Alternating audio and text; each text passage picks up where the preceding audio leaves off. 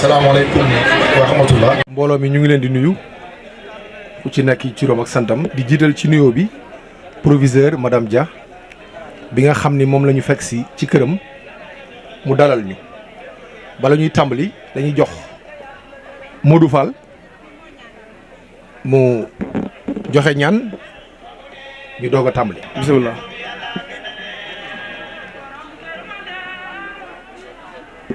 bisimilah. salaamaaleykum wa rahmatullah. mbokk yi ñu ngi leen nuyu ku ci ne sa tur ak sa sant di def li ñu sant rek ñu def ñaan kenn ku ci ne fa nga féete rek nga def ñaan ci na nga ko mëne waaye ñun ñi nga xam ne dañoo féete ci côté musulman mën na muslu ci seytaane julli ci yonante bi ñetti yoon jàng fatiha ayatul kursi fallaxe ak naas tëjee ko salaat ala nabi di bokk ñaan yàlla def jàmm ñu def ko ci jàmm yeggal ko ci jàmm ñun koy defal ñu jariñoo ko ci jàmm yàlla mën na ko yàlla na ko yàlla def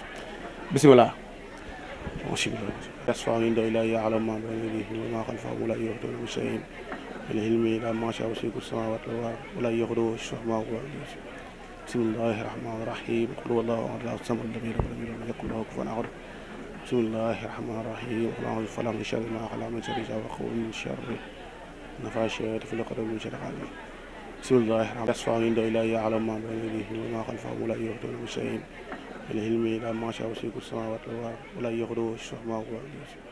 بسم الله الرحمن الرحيم قل هو الله أحد الله الصمد لم يلد ولم يولد ولم يكن له كفوا أحد بسم الله الرحمن الرحيم قل أعوذ بالله من شر ما خلق من شر وقوع من شر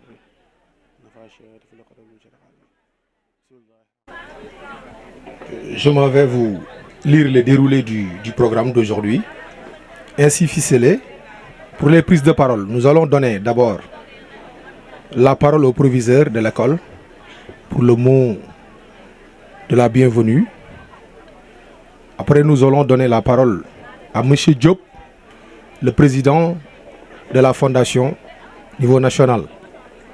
Nous allons aussi donner la parole au président de l'association des parents d'élèves, M. Amar Diagne. Et pour clôturer, nous allons donner la parole à Abdoulaye Dial, le coordonnateur local de la fondation niveau Kër Moussa. Après la remise des kids, nous allons procéder à une opération de ramassage des ordures. Et nous demandons la participation de tout le monde, proviseur y compris. Merci. Donc nous allons donner la parole au proviseur. Merci beaucoup. Avant de souhaiter la bienvenue à la délégation de la fondation Women and Youth Foundation Corp, dañ leen di remercier d'abord pour votre présence ici au lycée de Kër Moussa. Fondation bi monsieur Talla Diop muy président bi mu ngi nii toog moo ko dirigé ak Pape Matar Diop le vice-président. Madame Seynabou Faye Ndeye Seynabou Faye chargée de l'environnement kooku moom suñu xarit lay doon affaire environnement dañ ci tenir torop sax Koumba Baldé et Mame Ngor Samb chargé de l'organisation. Il y a aussi Matar Mbodj chargé du sport et Abdoulahat Diagne aussi chargé du sport et Mohamed Faye qui est chargé de la communication. Donc c'est la délégation de la fondation Women and Youth Foundation Corp. ñoo ngi leen di dalal jàmm di leen souhaiter la bienvenue au lycée de Kër Moussa. Di leen wax kontaan nañ ci seen ñëw parce que déjà ki leen fi indi muy les basketteurs de la localité mën naa ni daanaka ñoom ñooy suñuy premier partenaire. lu ma jaaxal ci lycée bi ak lu ma bëgg ci lycée bi rek jàllaay woo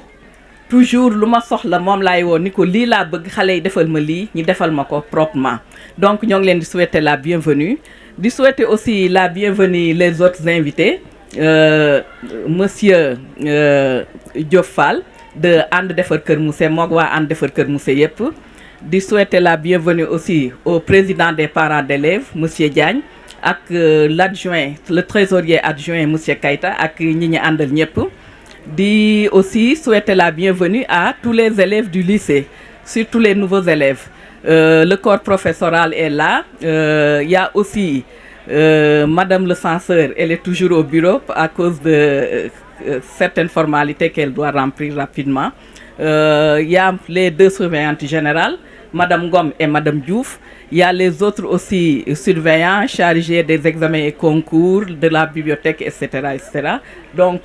toute l'administration est là. Ñoo ngi leen di souhaiter donc la bienvenue, di leen remercier vraiment ci initiative bi parce que bu fondation yépp doon def lii vraiment parents d'élèves duñu sonn xale yi vraiment duñu sonn donc geste boo xam ne la vraiment ñoo ngi koy saluer te suñu remerciement am na commencement mais amul fin di leen ñaanal rek mu gën a yokk incha allah te chaque année aussi ngeen koy def établissement yi ngeen di choisir aussi gën a bari vraiment ndax soxla nañ ko bu baax bu du woon lii rek di affaire ramassage ordures yeeg yooyu rek ñun loolu rek doyoon nañu sax ndax déjà avant l'ouverture des classes désherbage bi ak fii y avait beaucoup d'herbes vraiment basketteurs yi ñoom ñooñu aidé ñooñu ci dimbali bu baax a baax donc yéen daal comme je l'ai déjà dit rek amuñu seen fay ñoo ngi leen di remercier bu baax merci beaucoup. Notre salut au proviseur d'abord, à son équipe technique, aux professeurs. Moi je suis enseignant, c'est pourquoi j'aime bien les enseignants. Donc vous dire qu'en fait nous sommes là aujourd'hui pour appuyer l'équipe locale. Hein. Nous avons une équipe locale qui est très dynamique, qui nous suit partout dans nos activités hors même de Keur Moussa. Donc nous vous remercions et nous vous félicitons. Nous disons aussi que nous sommes là aujourd'hui avec, symboliquement, pour ne pas venir les mains vides, nous sommes venus avec de petits paquets pour les élèves. C'est sénégalais, quand on va quelque part, on va pas les mains vides. Mais ce qui nous amène surtout, et le proviseur l'a brossé, c'est l'environnement. Parce que nous avons 2 volets. On appuie les élèves, mais au-delà de cet appui, nous essayons de travailler sur l'environnement. Et d'ailleurs, nous sommes venus avec ça, mais plus tard, nous reviendrons avec effectivement des éléments constitutifs d'un environnement spécifique à Keur Moussa. Donc, dans les jours à venir, on va travailler là-dessus. On a commencé à travailler avec le service régional des eaux et forêts. Nous pensons que Keur Moussa fera partie des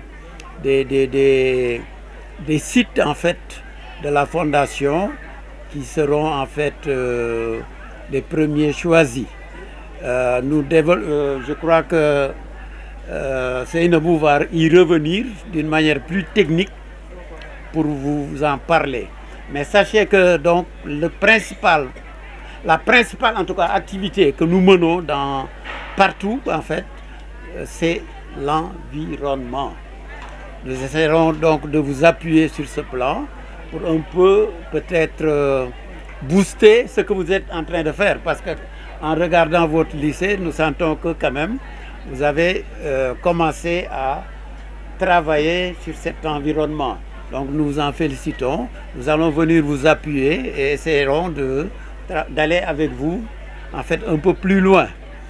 Donc c'est l'essentiel de ce que je voulais dire. En tout cas, sachez que nous sommes là déjà et nous ne vous quitterons pas. Je vous remercie. Bonjour à tous. Nous vous remercions de l'accueil que vous nous avez réservé. Bon, je me présente devant vous pour vous expliquer un peu notre projet Sénégal Vert. Le concept Sénégal Vert a été initié dans le but de contribuer au développement durable de l'environnement. C'est dans ce contexte que 2 points essentiels sont mis en place, le reboisement et l'agriculture. Niveau reboisement, chaque apprenant aura son propre arbre dont il s'occupera tout au long de son cursus scolaire. Pour l'agriculture, une parcelle de terre sera attribuée à chaque classe qui aura pour tâche d'y faire du maraîchage. Des formateurs en horticulture viendront vous former. Le produit de cette activité vendue, les recettes viendront appuyer votre lycée. Sur le plan financier, Ces activités se feront sous forme de concours entre les classes d'abord et ensuite entre les écoles. Et les gagnants seront récompensés. Voilà en quelque sorte le résumé du projet Sénégal Vert que nous voulons intégrer dans les écoles. Bon, je vous remercie. Moi, c'est Pape Makhtar, vice-président de la fondation. Je voulais juste aussi appuyer que la fondation, au-delà de l'environnement, au-delà de l'école, va aussi travailler avec les femmes de Keur Moussa. Coach Laye l'avait dit tantôt, am na ay groupement de femmes yoo xam ne ñoo ngi fii ci biir Keur Moussa yoo xam ne jot nañ leen defal formation ci lépp lu jëm ci transformation. On va les appuyer. Dina am ci ñoom ñoo xam ne mën nañoo jot peut-être ay machines ñii ay formation yi nga xam ne dina leen permettre tey jii produits locaux yi ñuy am fii dinañ ko mën a transformer. Donc ça a été déjà le cas au niveau de Thiès jot nañ ay machines jot nañ ay formation yi nga xam ne tey jii moo leen di permettre ñoom produits locaux yi ñu mën koo di transformer de sorte à ce que ñoom ils peuvent avoir des rentrées d'argent et que ces rentrées d'argent même vont aussi permettre de financer d'autres femmes. Parce que social bi actuellement ñun niñ ci jógee mooy ñëw chaque année di joxe dafa metti c'est dafa war a dagg de sorte à ce que fu ñu dem rek dañ fay créer benn activité génératrice de revenus ba nga xam ne ñooñ bu déwénee dinañ ci mën a jëfandiku mais dinañ mën a aussi ñoom it jàppale ñeneen. Donc c'est cette chaîne qu'on est en train de créer au niveau national loolu rek laa ci bëggoon appuyer ne aussi hormis l'école on va travailler aussi avec les femmes de Keur Moussa sur les différents domaines. Dans le domaine du sport avec Coach Laye et toute son équipe, aussi dans le domaine des femmes parce que comme vous l'avez dit fondation bi day liggéey ci wàllum xale yi ak jigéen ñi. Donc je voulais juste appuyer amener sur ces éclaircissements et vous remercier aussi de l'accueil. Shaytaani rajim. Bismillahi rahmani rahim. Assalamu alaikum. Ñu ngi nuyu proviseur ak ñi mu àndal ñëpp. di nuyu président fondation bi teew fii ak ñi mu àndal ñëpp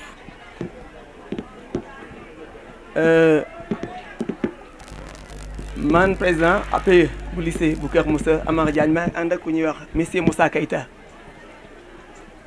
ànd ak ku ñuy wax monsieur Modioub Mbodj ñooñu laa àndal maa ngi gërëm professeur borom kër gi ak ñi mu àndal ñëpp vraiment tey moom kontaan nañu ndax lii rek la ñu soxla vraiment mbir la moo xam ni wax dëgg yàlla gis naa ci lu am solo loo xam ni luy jëmale école bi kanam lay doon te loolu rek la ñu soxla ñun. école bi moom lu koy jëmale kanam rek la ñu soxla merci. maa ngi gërëm président fondation bi monsieur Diop ak kii mu àndal ni di gërëm aussi Abdoulaye Diallo mi nga xam ni bu ma ci amee accès yàlla ak moom moo tax vraiment ñu ngi koy gërëm di ko sant di ko ñaanal yàlla jàppale ko ci li muy def parce que miinu ma ko mais dégg naa ko vraiment dégg nañ ko bu baax a baax taxawaayam fii ci école bi. kon loolu bu ñu nekkee président APE ñu jox ñu ay tâches mu ñuy xaar ci école bi bu ñu amee kuñ ci jàppale duñ ko bañ duñ def lu jox ko loxo rek ànd ak moom ci liggéey boobu. vraiment loolu daal la ñu amoon ci li ñuy wax di gërëm proviseur di gërëm président fondation bi di gërëm aussi ñi fi teew ñëpp. Shaytaani rajim bismillahi rahmaani rahim salaamaaleykum ñoo ngi nuyu ñi fi nekk di nuyu mag ndaw góor ak jigéen di nuyu madame Dia proviseur di nuyu waa école bi yëpp di nuyu président Diop de la fondation Y Foundation di nuyu président APE di nuyu basketteurs yi di nuyu invités yi nekk fii yëpp sans frontières ñu ngi lay jaajëfal di nuyu aussi Couche Matar Mbodj di nuyu Abdoulahat ñu ngi jaajëfal aussi télévision bi nga xam ne mooy KMTV di jaajëfal Palor TV aussi ñoom ñu nekk ay partenaires yi nga xamante ba ni chaque jour suñu gëstoo gis leen suñu ginnaaw ci liggéey bi. di nuyu waa Keur Moussa yëpp di leen wax ni fondation bi dafay ñëw tey uniquement pour def li nga xam ne si mooy remise des fournitures yi ak ramassage d'ordures yi di wax ni Référence Basket Club a été toujours partenaire du lycée de Kër Moussa. di wax benn parenthèse ci école bi di nuyu tamit professeurs yi fi jàng ak élèves yi di wax benn parenthèse ci école bi depuis que jigéen ñi jiite école bi ba nëga ni école bi dafa am ay changement ci wàllu jëm kanam ci wàllu résultat di jaajëfal góor ñi fi nekk ak jigéen ñi di jàngale waaye di jaajëfal madame Dia ak censeur di leen wax ni yal na la yàlla may leen kattan ba ñu mën a continuer liggéey bi di wax ni tamit Sénégal góor ak jigéen ñoom ñoo fi nekk ñoo fi judd loolu moo am ci àdduna bi depuis 1960 la ñu am indépendance ay góor rek ñooy jiite Sénégal bis bu jigéen ñi jiite woon Sénégal day avancer parce que góor ñi wane nañ ne mënuñu loolu mooy dëgg parce que loolu su ma koy wax tey je veux parler de l'éducation surtout éducation Kër Moussa yéen jigéen ñii di jàng ngeen fexe góorgóorlu parce que mën ngeen nekk ay ministre mën ngeen nekk ay président de la république mën ngeen nekk ay député waaye loolu da ngay tàggat sa bopp ci bi ngay ndaw pour suba nga mën koo doon parce que dara xëyul sotti di wax ni ñoo ngi nuyu l'invisible Fatou Diagne 45 mi nga xamante ne si tey jii moom dañoo jàpp ne Kër Moussa la dëkk ñun dañ koo bëgg waaye moom daf ñoo bëgg di wax ñi nga xam ne nii ñooy xale yi ñu war a jox fourniture yi certes jox nañ leen ko ci ordre de mérite wala ordre de chance waaye man suñu ma joxoon ci cahier yi suba dinaa toog su ma demee suma kër ma waat ni suba dinaa joxe suba 1 million de cahiers parce que cahier bi ñu leen jox ni on vous a donné ça gratuitement mais cahier bu cher lañ lay jox parce que dañoo bàyyi sa ay morom jox la ko non seulement waaye xale bi doon jànge Thiès nekkoon xale comme yéen di basket moo leen ko jox tey kon tey boo bëggee fay ki la may boo ko gisulee demal nga may keneen loolu mooy fay bi ñun ñu nekk ci référence gis ne école bi ñun ñoo fi dëkk madame Dia mi nga xam ne nii proviseur la wala professeur bi fiy jàngale jóge ba Thiès wala mu jóge ba feneen bu subaa buñ demee ñoom dañoo ñëw rek waaye dañuy dem waaye ñun dañ fay nekk te ñun xamuñu kañ la ñuy dem pour des raisons du patriotisme ñu ne ñun école bi warul salte warul am mbalit warul salte warul tilim te ñun ñu nekk fi loolu xale bu nekk war na koo mën a xam Référence Basket 2006 lañ ko créé ñu nekk ci na bi yàlla dogal ñu ngi ci suñu 13e sortie ci xale yoo xam ne si dañ leen di jàngal basket fii lañ leen jàngalee basket ci terrain bi ñu dem à l'extérieur du pays waaye ñun suñu basket dafa nekk basket bu nga xamante ba ni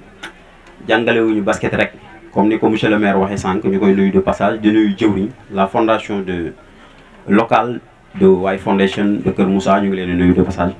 ñun dañuy jàngal xale bi éthique morale déontologie ak entrepreneuriat parce que suba ndaw yi dañoo war a pare te société bi mi ngi commencé yàqu yéen xale yi bu leen yaakaar ni vous allez être enfant éternellement loolu mënul nekk it's not possible suba yéenay jël la responsabilité des fondations comme ni suñu Papa Diop nekkee président Matar nekk vice-président coach Matar coach Laye ni ñu nekkee ay coach vous allez prendre le relais de ces responsabilités il faut ngeen doon ay ndaw yu pare ñun li ñuy def nii boo demee en Europe 100 kits lañ fi andi pour jox ko ay élèves boo demee en Europe benn tubaab bu am 17 ans wala 15 ans moom moo koy def moom kese c'est ce que nous faisons nous tous tubaab bi gënuñoo yeewu problème bi mooy fi tubaab bi jaar ci tàggat ko fii mu jaar ci éducation ñun foofu lañ jaarul mais ñun ñoo gën a yeewu tubaab bi ñoo leen gën a dëgër comprendre nga mais il est temps que l'Afrique se réveille il est temps que le Sénégal se réveille il est temps que Kër Moussa se réveille waaw Kër Moussa soxlawul ay ndaw yoo xam ne si comme ni ko waa Japon di waxee gémmiñ rek nga am toog di wax ba naaj bi tàng toogaat di wax ba kër gi sedd loolu c'est dérisoire loolu dafa ruslu dañoo soxla ndaw yu am ñaari loxo yéen nag yéen ñi jàngee si lycée bi man benn lycée laa gis muy lycée Kër Moussa dañ leen a bàyyi si li ngeen nekkee parce que ay wolof day leer yéen ñun ñi fi jàngewul bu ñu mënee di def ay ramassage d'ordures di leen ci woo da ngeen cee war a ñëw su ngeen ko xamee ak su ngeen ko xam parce que yàlla dëgg la bëgg waa APE bi dañuy sonn chaque jour ci école bi pendant mat na leen bàyyi day nekk fii di bay bu jëkkoon da ngay gis mag ñëw fekk xale mu toog balaa mu naan ko jugal xale bi jug mais ñun duñu ay tubaab il faut arrêter duñu ay tubaab moo tax barke jafe il faut arrêter comprendre nga dañ leen di sensibiliser di leen ñaan aussi ngeen jox respect aussi parce que man école bi yàgg naa fi jox leen respect ñi leen jàngal surtout loolu il faut donner respect aux professeurs il faut donner respect aux censeurs et aux proviseurs ñii liggéey bi ñu def su ngeen ko bëggee su ngeen ko bañee yàlla sunu borom comptabiliser na ko parce que kuy jàngale même soo jotee sa salaire kenn mënu laa fay ñun on a commencé le basket bénévolement depuis tous les temps coach Matar Mbodj mi ñoo bokkandoo cursus scolaire ñoo jàngandoo depuis xale ñoo nekkandoo coach et tout nga gis ne xale yi tey dañoo commencé démissionner ci école bi koo ne basket ngi nii jàng ngi nii mu ne la bàyyi naa jàng bi damay basket mënul nekk al ilmu huwa imaamun xam-xam moom mooy njiit ci àdduna bi parce que nit ki bu jàngul nekk ignorant moom mooy l'ennemi du développement parce que boo jiwoon fii gerte léegi nga ne xaama toog balaa golo yi di ñëw parce que naataange boo gis rek manque d'éducation moom mooy contraire am Sénégal yéen élèves yi yéen lañ ci yaakaar pour mu développer mais gis naa fii ay élèves yoo xam ne si man leer na ma leer ne su fekkoonte ne suba ñoom lañu fal président de la république damay ñaan yàlla mu ray ma non si man loolu je sais gis naa fi tamit yeneen élèves yu nga xamante ba ni il mérite ñu nekk suba ay président de la république waaw am ngeen ay bon exemple Sénégal bu demee ba ñu am un censeur bu nga xamante ba ni day ñëw ci école française bi di muuru nekku ibaadu ñu am un proviseur des professeurs yu nga xamante ba nii mënoon nañoo tox ay yamba ci biir classe yi defuñu ko mais vous avez des exemples éducation am na fi am na Sénégal am na Kër Moussa mais bool bi ñu war a yàq éducation bi moo fi amul c'est les enfants te loolu li ko waral tey jii firnde na ko professeurs yi dañoo jàngale ba sonn du problème pédagogie moo am au Sénégal xam nga moom problème moo am c'est la démission des parents à maison c'est la triste réalité ñi fiy jox seen doom yi yëpp ay kids ils sont pas là ban Sénégal la ñu nekk ils sont pas là tu laisses le gosse avec le professeur de 0 à 18 ans mënul nekk tantôt l'enfant est un homme en miniature qui doit traverser une période bien définie entre 0 et 18 ans boo demee 0 18 ans amoo métier tu es foutu il faut le savoir un vrai africain balaa muy am 18 ans dafa war a am spécialité pour bu nit ñi taxawee wax nga wax fu ñu reetaanee nga reetaan waaye yow fu ñu reetaanee nga jooy fu ñu jooyee nga ree fu ñu demee nga ñëw tu es le contraire parce que yaa ko teg sa bopp bi nga comprendre di wax ne la fondation aujourd'hui est là et sera là demain avec Kër Moussa waxtaan nañ ci ak président waxtaan nañ ci avec la fondation pour la formation des femmes et des enfants si bépp côté parce que fondation bi ñaan nañ yàlla suba mu tabax ay école à Kër Moussa mu tabax ay jàkk ay juma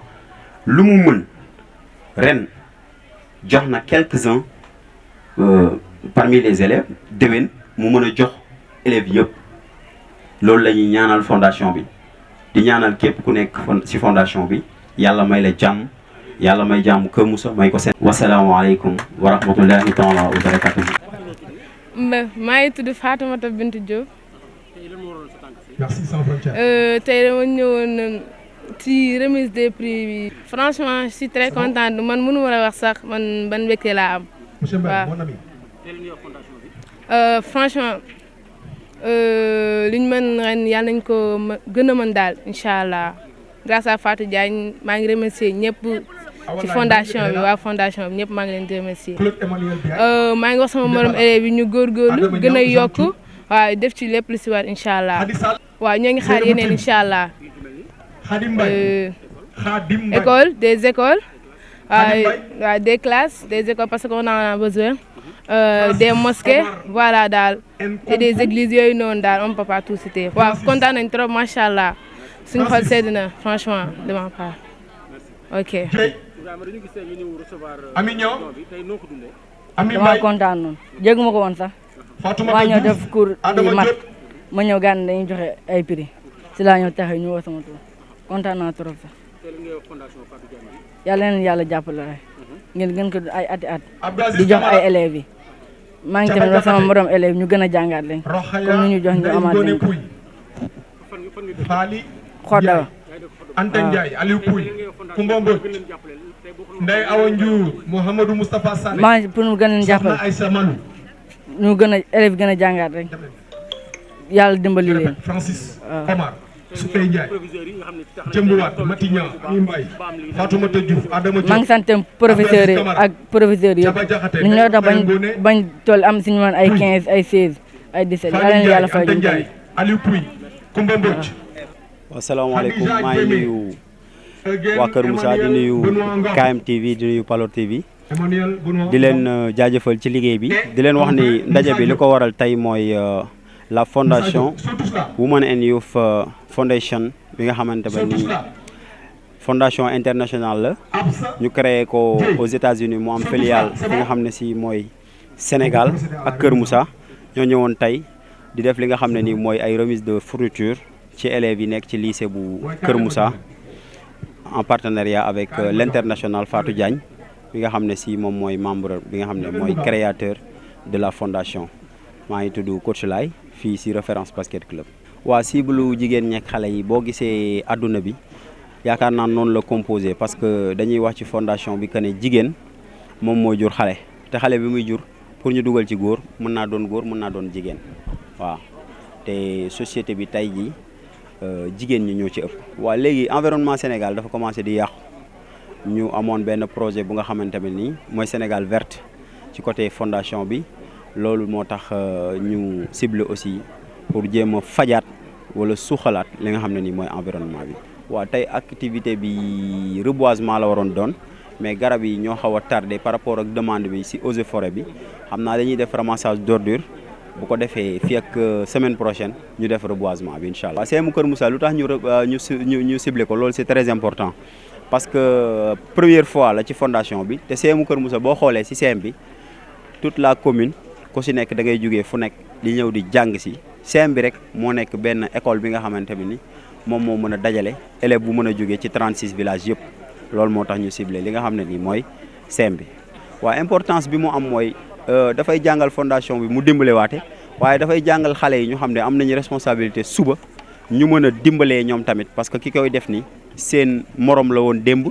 te tey jii la màgg comprendre nga ci côté njàngam ci côté basketam ba mu mën lii kon ñoom war nañ koo mën a man comme ni ko Fatou defee comme ni ko keneen di defee ci àdduna bi. waaw importance bi mu am aussi mooy ñun bu ñu amee ay relation mënuñu ko yóbbu fenn fudul fi nga xam ne nii fi lañ dëkk muy Kër Moussa incha allah. waaw di leen jaajëfal di jaajëfal référence basket les jeunes yu mel ni Matar Mbengue Pape Diagne Bamba Diagne Cheikh Diagne Modou Mbaye ak képp koo xam ne nii nekk nga référence comprendre nga. di jaajëfal tamit fondation locale bi nga xamante ne si mooy représenté la fondation internationale bi nga xam ne nii ñoo nekk fii di nuyu ñëpp sans exception di leen jaajëfal ci liggéey bi di wax ni yëf yi am na importance. waa liggéey bi ñi si jàpp mooy li ma la wax mooy jeunes yi nga xam ne nii toujours ñun ñoom la ñuy àndal ci liggéeyu référence mooy ku mel ni Matar Mbengue Pape Diagne Bamba Diagne Modou Mbaye Cheikh Diagne ak képp koo xam ne nii bokk nga ci fondation locale bi ak képp koo xam ne ni tamit bokk nga ci fondation internationale bi di jaajëfal Fatou Diagne aussi bu baax a baax merci. maa ngi tudd Ndeye Seynabou Faye di président commission environnement bi. bon man maa chargé wu ci côté environnement bi léegi ci niveau boobu